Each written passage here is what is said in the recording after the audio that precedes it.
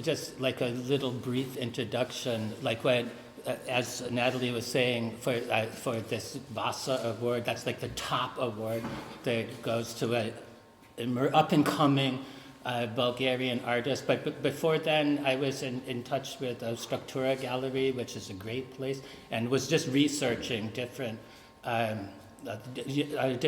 Bulgarian artists to familiarize myself, and also to meet people when I was in Sofia, to have studio visits. And I don't know how all of you feel, but for me it's like always just so exciting and energizing to come upon the work of an artist that I didn't know about, that was just so thrilling and wonderful, and I didn't entirely get it at first, but that's great. Like I was like, are these photographs or not? And then when I understood that Marta is also working with bioluminescent algae, and with salt water and sun and fungi in a collaborative way with non-human organisms, and then the results are in the work, and I encourage everyone to also look at the work that's here. So then I was thrilled, and also to meet, and I was so happy, and I was really strongly in favor on the jury that Marta wins this top award. And when she got the award, what happened? I cried, I don't know. Burst into tears. So that was a good thing. Okay, so anyway, thank you so much for being here, and take it away. Sure. Thanks from me as well, to a whole list of people that are hopefully also watching online, to all of you coming here through the snowstorm, to you, Gregory, for the support in this talk, and also Residency Unlimited, of course, for having this time here. So I will start with actually the project that brought me here. 2021, I made a series of works called Touchpoint. My works are actually always unique pieces on analog photo paper, either working with direct exposure of natural light phenomena, as Gregory mentioned, for example, bioluminescence, or in this case with a historical technique called Kirlian photography.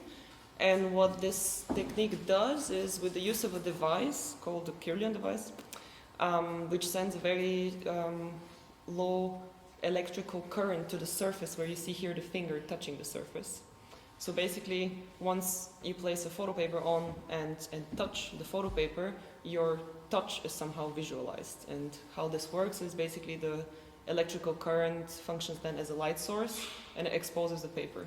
So this was the project actually I exhibited at the Nominees exhibition in Sofia, and it's what got me the prize. And it's something that I still somehow haven't let go, because it also shows a new focus in my practice, which is very often based, as you'll see in the later projects that I've prepared for today, is very often based on recording the trace of movements with lights of any sort, and in this case is kind of like this new focus on recording the touch, or trying to find a way to visualize touch.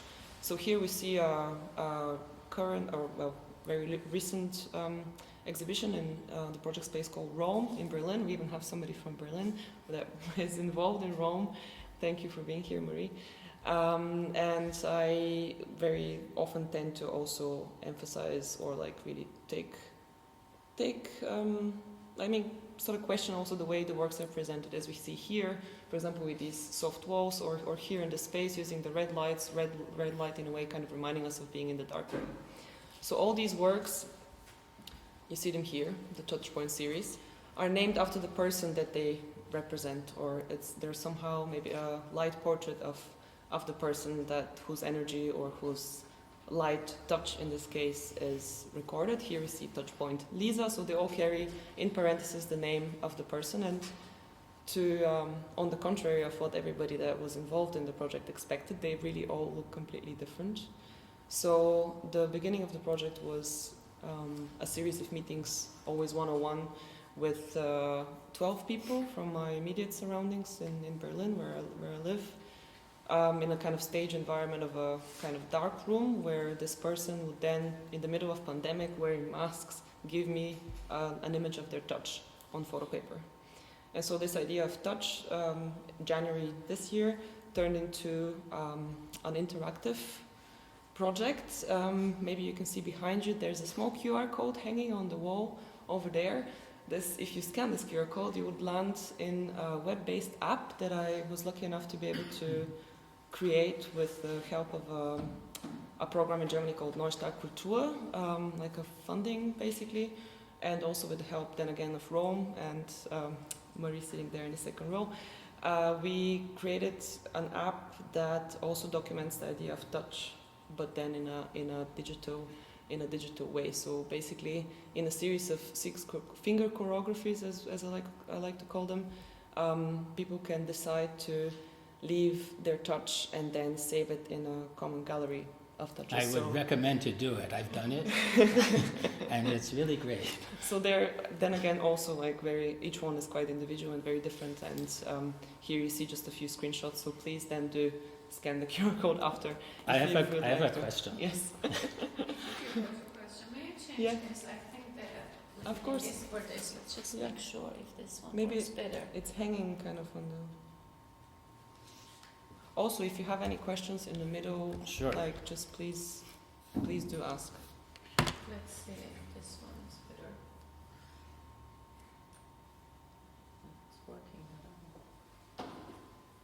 Okay, so here's my question.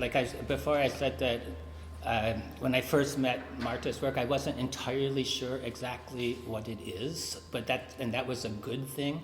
And in a way, I would say that something similar here. Like this is based on touch, something so simple, but isn't there like a cosmic quality to these images? Isn't there just a connection between like really intimate things, just like a finger, thumb touching, but then this could also be abstracted versions of, distant nebula, or but it just happens in the course of your work. Yeah, I mean, this intimate, as you mentioned, was also like. So basically, the first project I showed, Touchpoint, was the first time my process that would then usually happen in the dark room, alone, working with the large sizes and like all this process, like first in the complete darkness, then of course alone. This project was the first kind of opening towards also introducing like the presence of other, human beings in this case. They're also like in a way like portraits of other people. Yeah, also like portraits, and also like sharing this time and like this one-to-one meetings was a. How important was it for you that you're doing this like touch during the pandemic when touch was not encouraged, or even proximity of us to anyone else was like a dire fear? Well, funnily enough, when I came across this technique of Kirlian photography, that was based, or it came after a research in bioluminescence, and then I found out about the fact that us humans also have bioluminescence. It would be on our cheeks and the forehead, so basically like the part of the body that receives the most sunlight, and then it would kind of like accumulate and then shine out again, which was interesting for me, obviously, because I'm constantly like searching for different light sources. So while I'm making my own light sources and like finding out about other possibilities to capture light, I'm actually glowing. So like within this research, I came to this Kirlian photography. So it was kind of like maybe it was a lucky coincidence that it happened like during that time where touch also had a completely different meaning all of a sudden. And only now when I look back, I can see that it must have had also obviously an influence because of the lockdowns, because they were quite tough in Germany. We weren't allowed to meet anybody, or if then just one person, which was very strange. Let's not go in there, but so maybe lucky coincidence actually that it happened at the same time. And mentioning the works with bioluminescence actually then maybe leads me to this project called Glowing Attraction. It's an ongoing series or ongoing project, as most of my work is. I always kind of come back to certain aspects and then repeat them or work with them further or research them further and so on. So I mentioned I'm interested in capturing light. In this case, it's the light of bioluminescent algae or one-cell organisms that don't glow on their own device. So basically, what was interesting in this case for me, for my own research, was the fact that I had these test tubes, you see on the one side, from the university in Göttingen, and these small organisms also needed a lot of care, so they would need 12 hours of light, and then they would go in 12-hour sort of sleep cycle, and only be able to react with light if they get an impulse from outside. So basically, maybe some of you have seen this phenomena in like nature. If you see tourists jumping in the sea and then somehow the water sparkles, it's kind of the same thing. These algae are then shaken or moved from outside by a fish like swimming through, or in this case by a shake of a test tube, and only then they react with light, which was then an interesting moment how like they have this capacity to do so, but they need the impulse from the outside. So these works that you see, that's why I wanted to show them like next to each other. I mean, obviously on the one hand it's just a document, like sort of documenting the process, and on the other hand is the actual work. But I wanted you to see how these small gestures and movements with these test tubes basically led me to these works. And after glowing attraction, I continued working with natural light phenomena and came across bioluminescent mushrooms. And maybe actually here is a good time to mention that since the works are all unique and all on photopaper, the photopaper inverts the colors. So if you have mushrooms that glow green, the result is an explosion kind of in magenta. Wonderful. So this project is called Foxfire, and Foxfire itself actually describes this moment of seeing a glowing body in the forest. So I kind of stole this term and used it as a title. And here maybe you see also on a few of the details, I had them in glass carriers and would place them for many hours on the photopaper because the light is like quite weak. And the photopaper would basically document themselves in the most direct way possible, but the result is maybe as abstract as it could get. Mm-hmm. And speaking of the green light that they emit, here we see the green frame, for example, that I chose for the presentation, and I'm only repeating myself to then again pinpoint the fact that I'm really interested in the way things are presented, as we also maybe see here in this pop-up exhibition. So natural light of any sort is also something that you could see in the works hanging behind you. Maybe after this talk we can all look at them in detail. These are a series of works done directly on the beach, basically, using saltwater, sun, and also algae and sand. So within the block of 50 odd works, I think there are behind us, or behind you, in front of me. There's also a couple that I did here. Since we have winter time, it wasn't so easy to use sunlight, unfortunately, but I snuck two in that I've made in the past weeks here. And here is a few larger images of the series behind you. The project is called Sole.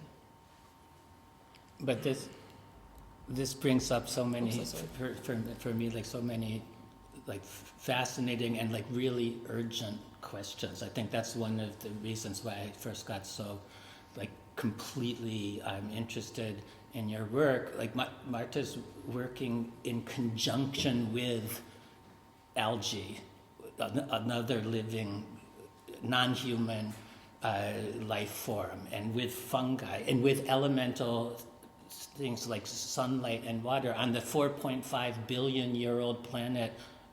We're recent additions to the planet, we as humans, right? And so I just find that way of thinking and of working so necessary now, because it, like, and among other things, you're like challenging a basically human-centric approach to the world. Like, we're the top of everything. Does that make sense? It does. Does it make sense? Maybe there's questions and comments also from the other side. Oh yeah, I see one. Hi. Could you tell us again how you actually captured the like Foxfire project on the photo paper? Sure. That's a good question. Maybe I went through too fast through it. Thank you. So basically, any of the works you see here and in the presentation and around you, one project is actually I made here during the residency time. I'll get to speak about it in a bit. They're all direct exposures on analog photo paper, so basically on light sensitive paper that directly captures any light exposure of any sort. So basically when I go in the darkroom and I work, I need to take this watch off because even this small light will then project phones away, everything. Like every single light source would cause or would leave a mark, which is also could be an interesting moment because there are sometimes kind of like accidents that happen within this framework of everything being tested before, all the colors being chosen, tested, and like kind of controlled in a way. But there's always something that could happen. For example, I didn't know at first that these mushrooms will take so long to expose the paper, or that I'll have to move them around. Like you can maybe see the composition of this block of 9 wasn't created to fit with each other. They were made individually as individual pieces, and then I fitted them together, thinking also of like this idea of the underground network, because these mushrooms actually glow underground. Then again, no evolutionary explanation why they do so, and they're hidden in the dark. So for me, that was a bit of an analog like idea of or like connection between me working in the dark room and them glowing in the dark. So yeah, here I had to do a few tests or many tests to understand that they need hours and hours to expose the paper. And so what this paper does, same as the photo films used to do, here's a small camera with photo films, they capture the light and invert it in negative. So the negative on the complementary circle of colors, the negative of green is magenta. Technical. Is magenta? Do you wish that it was green or like? I mean, wish. No, I don't. I studied in a painting class. So thinking of color in a negative way, I mean, not negative way, but in negative, inverted is an interesting part of the whole process that I've welcomed.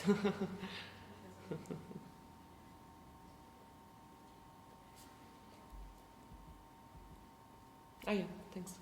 How did your interest in this bioluminescent algae, mushrooms, and other non-human beings come about? So when I moved to Berlin, well, where do I start?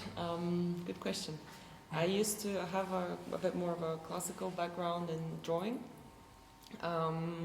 like really pencil drawing, and somehow like the first years in Berlin before I even got to in the art school, I would make these like very intricate, detailed drawings of like volumes and like still lifes, everything like a little bit more classical.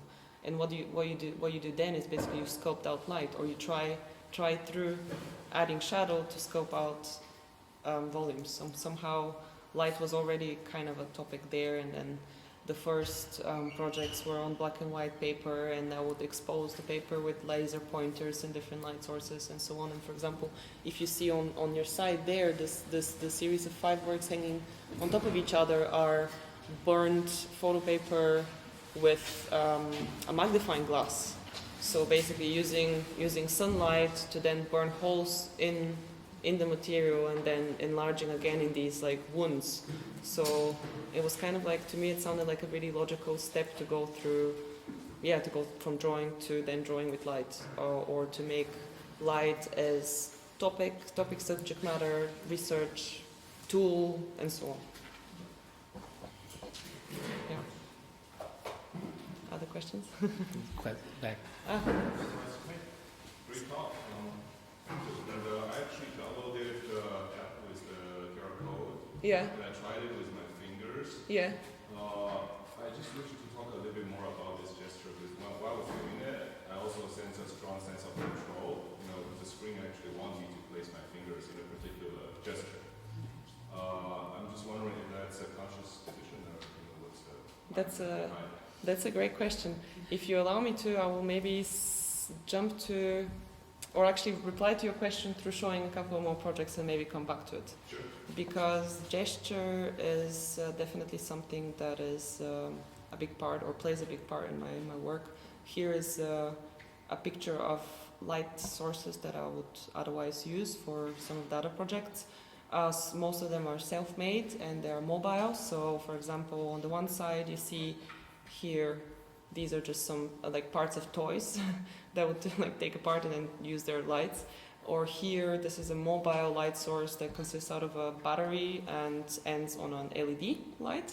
So this marker here is just an empty one and it ends on an LED. So this would hang on me while I'm working on, for example, these larger scale works.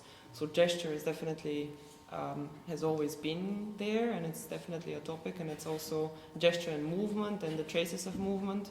So for those of you who haven't tried the app yet, it consists out of 6 choreographies that we've described that make you like use the screen as an image space in the most uncomfortable way possible, or a relatively uncomfortable way, because the point of it is to, on the one hand, maybe like try to perceive it in a different way than we otherwise do. Why the phone? Obviously because it's the thing that we touch the most during the day, even if we don't want to admit it. And so there it's really about the static image of touch, as in here in these works it's often the trace of a gesture or movement. I hope this kind of like answers the question. Other questions? I like this. Yeah, so here maybe I'll skip through a couple of slides where you see some of the large scale works that I've in the past years also very much enjoyed, and placing in site-specific way, or using the architecture to. You also like go in hanging size. things somehow. I like hanging things. I like hanging things also in churches, and here we are also in one. So actually here, for example, this was one of the first ones in such a size. I can only do meters, I'm sorry, but this is 6 meters to 180, and it's again a unique piece of work. So basically, the way you can imagine it is, I have this paper that's light sensitive in the darkroom, and I hang it, and I start walking from side to side, leaving like quite sort of gestural, wide movements while carrying these lights. So the paper is restricted, the size is still restricted because you can only buy it up until 180 meters. But I'm trying to break this, and sometimes I'll skip this, I also make ones that consist out of many parts. We spoke in one of the previous meetings about actually this particular location with one of the colleagues, I don't see her yet. This was in a old abandoned church in Italy.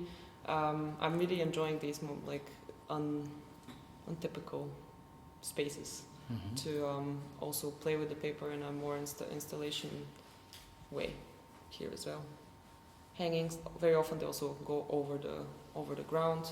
So what I've tried to do here for these works, to which I'll get in a second, is also in the past 6 weeks, I've lived near the garment district, so I looked into like taking something from my everyday in New York during the residency, and also like create these soft walls in a way, because in this space you can only hang on one of the sides. So I wanted to like create myself or form myself more soft spaces, or wall space in general. So this is why the fabric is here for today.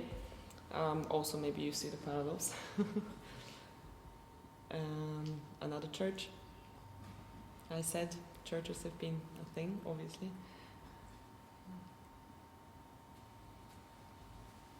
How big were those?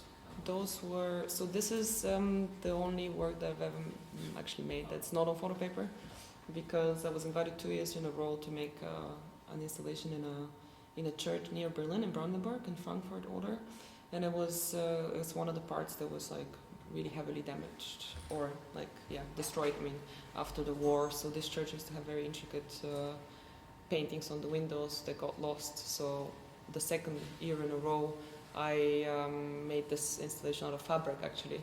So it's based on a photo piece, but then I transferred it onto a larger carrier, and this is 13 meters by 3 meters each piece.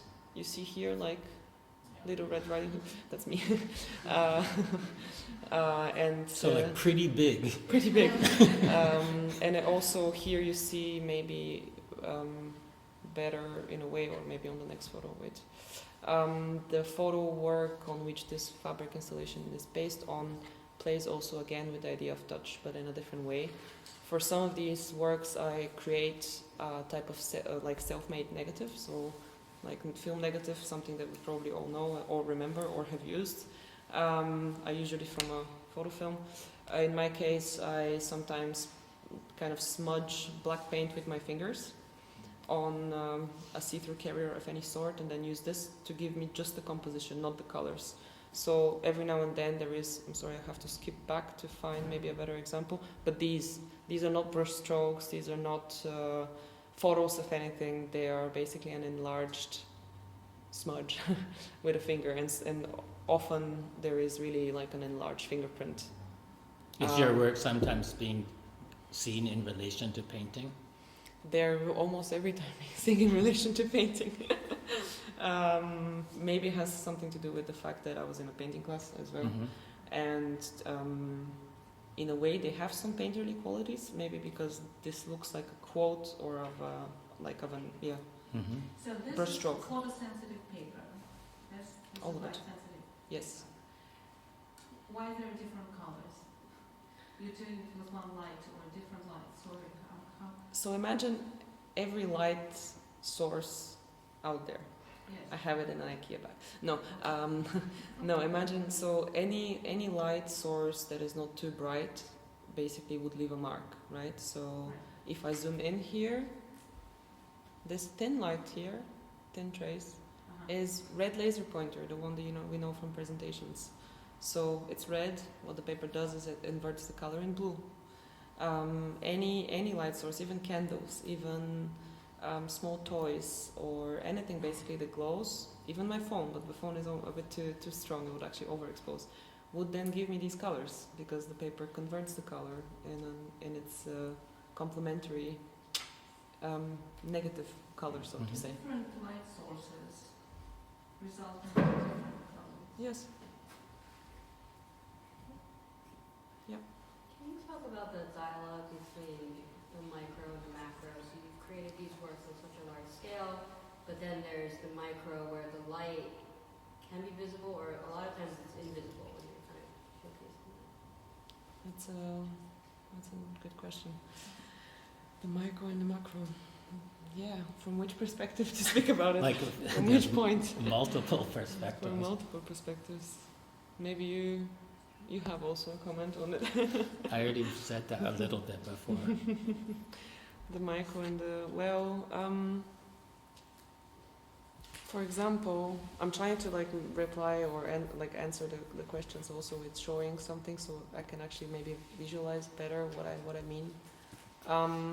When it comes to the micro or the microscopic, so to say, I mentioned before that certain everyday, or actually Gregory said it at the beginning, sometimes everyday phenomena, like just the sun or the light or something that happens, or like the touch or my phone or whichever, anything that glows basically and is a part of our everyday life, somehow could leave a trace. And I'm really interested in this moment because to have all these light sources and having tested them and so on, I have a collection of things. So these things become almost like props in a way.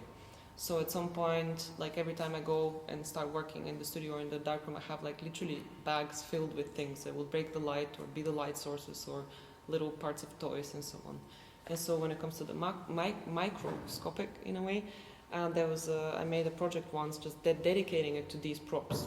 So here we see an image of the project called, not so happy about the title anymore, but it's called the Dematerialization of the Everyday Life, 2017. I didn't come up with a better one, but what we see here is basically a zoomed in image within the materiality of really an everyday object. In this case, it's just a plastic white bag that was there.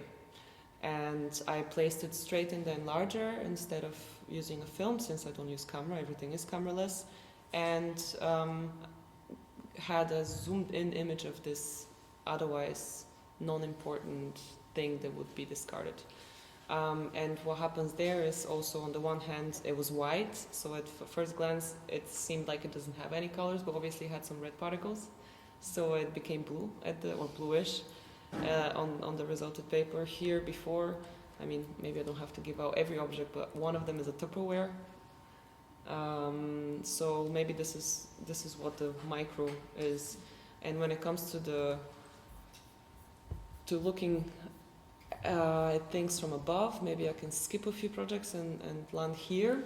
The project called Do that I made in Glasgow 2015, where I attached a pinhole camera to a pigeon that flew around, and the result was this. Quite an abstract dot of time. And once we're here, maybe I can pinpoint also a project that I made in the past few weeks. I moved around a few times with like living here, and realized and noticed like that everywhere there are these mini storages, which was really interesting to me because for many reasons, but obviously one of them is to have to always put everything in a box. So every now and then I have these projects that are made with pinhole cameras. For example, here this is a pinhole camera made out of a matchbox. And what I did is I placed a pinhole camera. I rented one of these storage units, and I placed a pinhole camera in it, and then I exchanged the paper. So the box, like a typical mini storage box, I didn't display it because it's like maybe all of you know it or have a few. I carried the box there with the camera being active. I left it there and I carried it back and I developed it. So these two are the results of this. So maybe this is kind of the macro. Or also here a project called From Me to Me, for which I posted from myself to myself a pinhole camera as a package.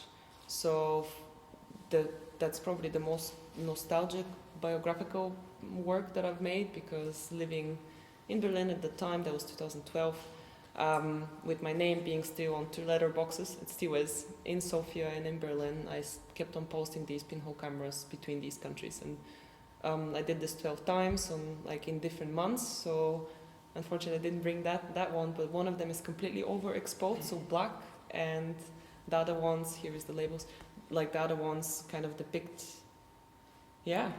their surroundings or time or their journey.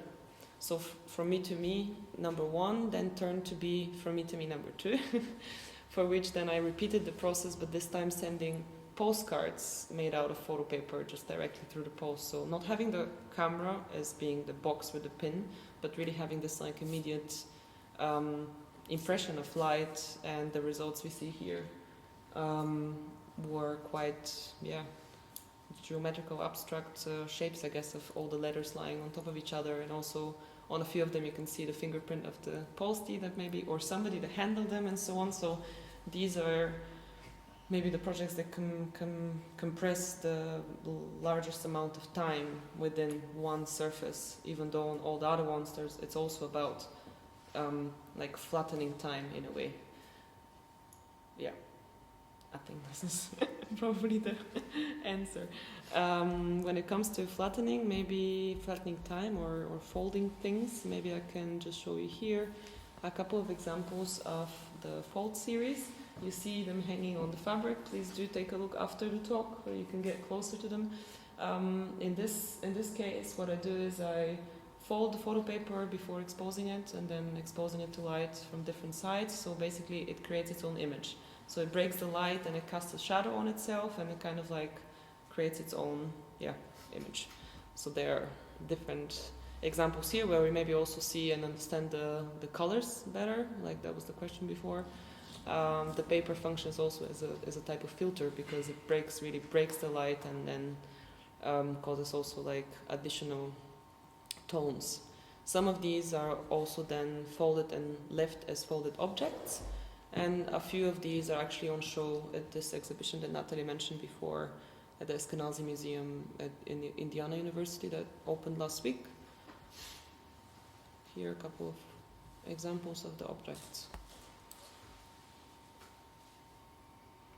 I have a question for you, but also for not. And I'm not sure it's even a question, but one it keeps being totally fascinating for me. It's like for centuries, artists and primarily painters, but not only, have been depicting light and sun and oceans and plants and things. I've been depicting them, representing them, but you're working directly with all of them, and they have their own power in your work. And then just like a little plug for a book that's so important to me. Have any of you read Jane Bennett, her great book, Vibrant Matter?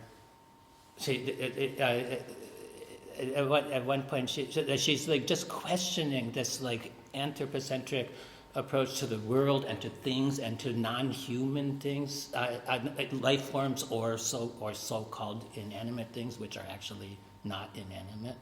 But she refers to this as like the vital materialities that flow through us and around us, and calls that thing power. And I think that you are very much working with thing power in your work, and it's like a distinguishing characteristic. Does that make sense? Yeah. I mean, to work with, like, not to paint like a candle, although, say, think of the great Gerhard Richter painting of the candle, and that's wonderful, but you're like working with light, with light, with water, with salt. Yeah, with sunlight, to the extent that it burns the paper. So that wasn't a question, but it's like, does that seem significant to?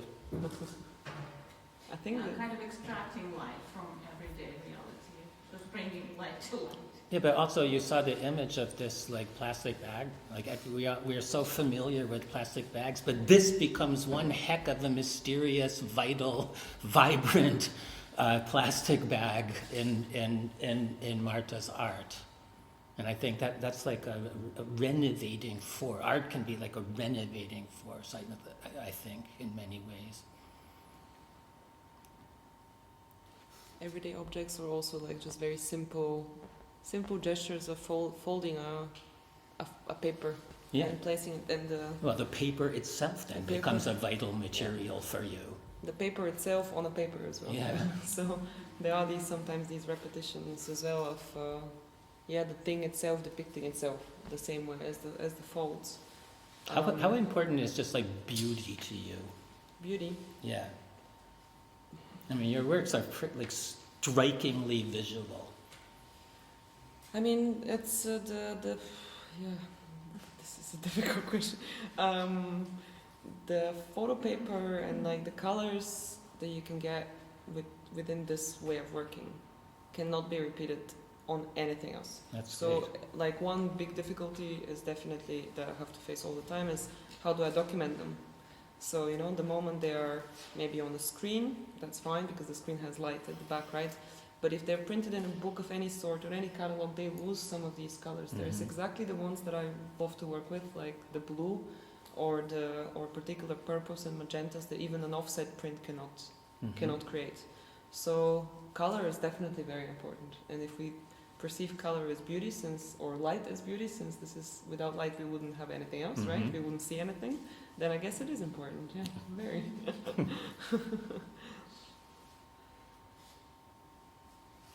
Yeah. Any other questions? Any other?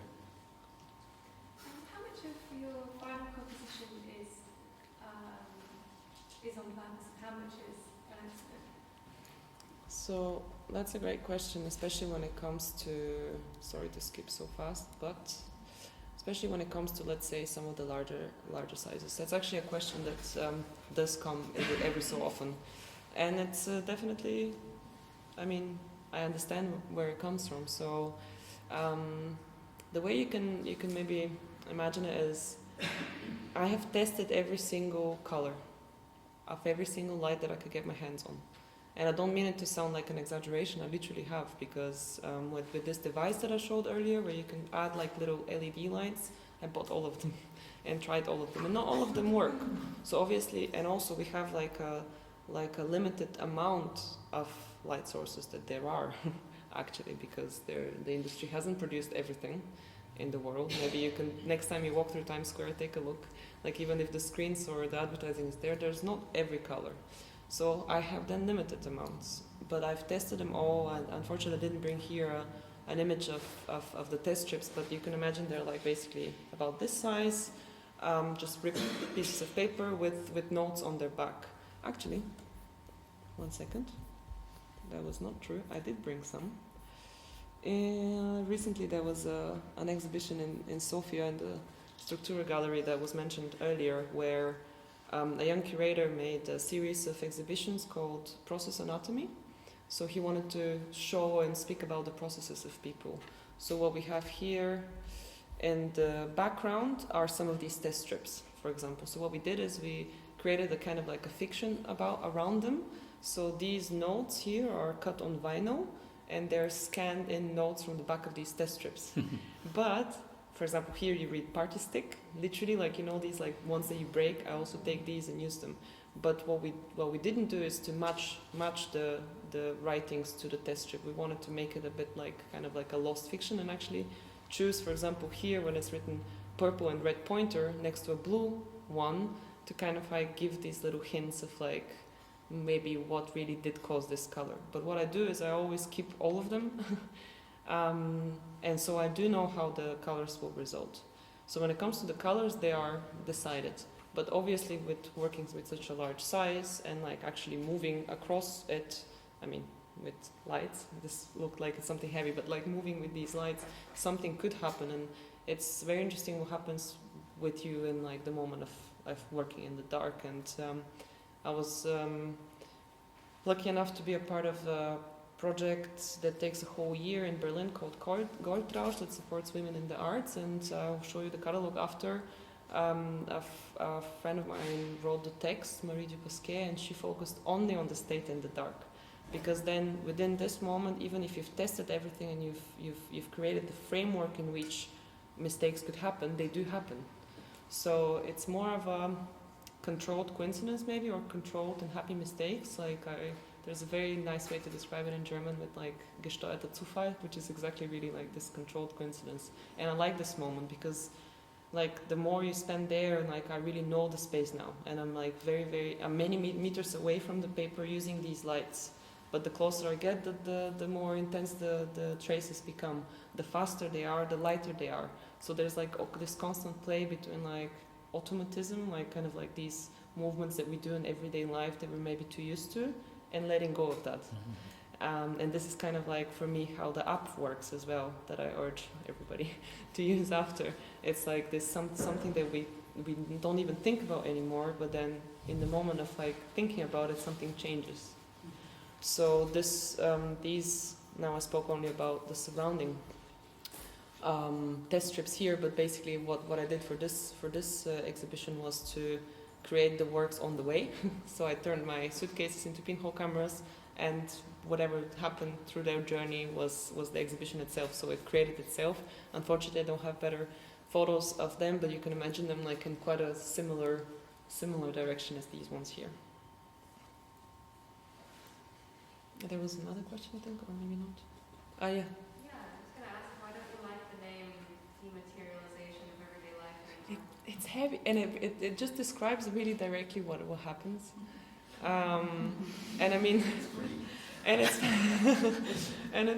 funny because like the captions are very often very long, so it's kind of like direct exposure, self-made negative, unique piece, and like I feel like if the captions are so long, maybe the title didn't have to be. But sometimes like I haven't really found a way to pinpoint certain techniques like with a term, because for example these everyday objects that we were speaking about just now, like how do I call this? Like maybe some of you are familiar with the term photogram, so that would be basically an object or something else being placed directly on the paper. But in this case it wasn't. So I called it filtergram, which unfortunately, with Instagram being so prominent now, is probably not the best choice of describing it. But to me it also described what's happening in the best way. This object filters the light, and by doing so it gives its material. Sorry, I lost you there. Yeah, gives its an image of its microscopic view. Yeah, that's why the title's too long. Any other questions? Okay. Yay! What is your favorite light source to use for your photos?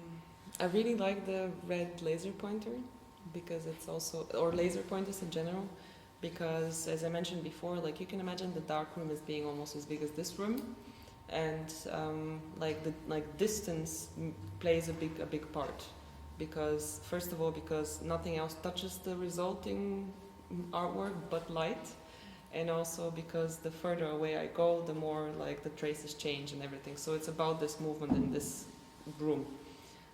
And the lasers are like really, I like them because you see them, like you see the whole one, and like they're quite controlled. And unfortunately, lasers are not producing any color out there, so there's also a limited amount. But I really like the red one because it's just something that I used to always have on a keychain, and it's something that you would never maybe think of using for your to show your own way in your process. Yeah.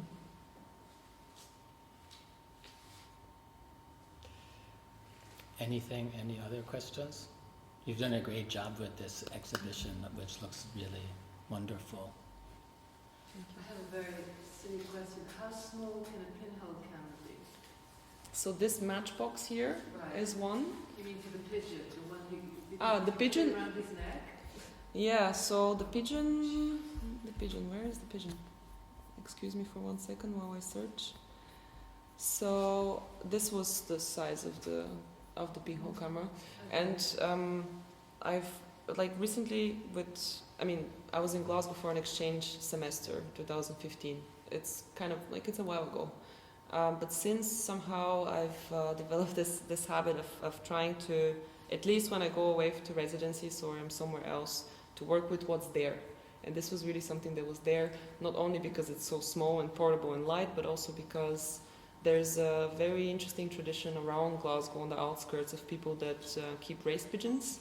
And it's a huge thing. It's not only a hobby, but it's really like, I wouldn't call it a religion, but like people are quite into this. And it took a while to like get into contact with somebody who would allow this. Because the pigeon, they're doves, they're like quite fragile. So the flight was only 15 minutes. And this was all I could handle with this weight. But where this comes from, and unfortunately I only later found out about it, I was so obsessed with these people having these pigeons, and the fact that they keep them in these like huts and shacks that kind of also look like pinhole cameras a little bit. So for me that was kind of also a connection. And later I found out about pigeon photography being used, especially between the two world wars, as the first drones. But they were different, and they were really trained, and they had like quite heavy, big cameras with lenses and so on. And this one, unfortunately, wasn't trained enough to do something like this. But also, while I was in Glasgow, I continued working with pinhole cameras and I wouldn't show you this now because it would take a while, but I can maybe speak about it later in private conversations.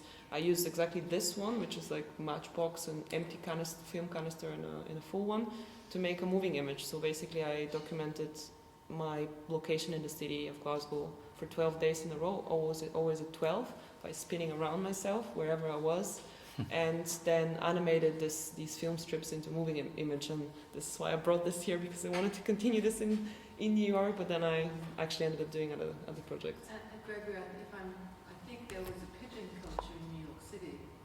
Do you ever hear about that? People who raise... It's a huge thing. flocks of them are circling my neighborhood in East Williamsburg. People who raise pigeons Sure. on the rooftops. Yeah. There's a big tradition. Including on the waterfront. Unfortunately, for example, in Germany, it turns out to be impossible to actually do this now, because they're kind of animal rights and protecting them and so on. But yeah, it's interesting where these pigeon races take place, why, what's the cultural background. But maybe we can go into this after the talk, unless there's other questions or comments or anything. No, all good. Yeah, thank you so much. much. Thank you for being here. Really great. Thank you so much.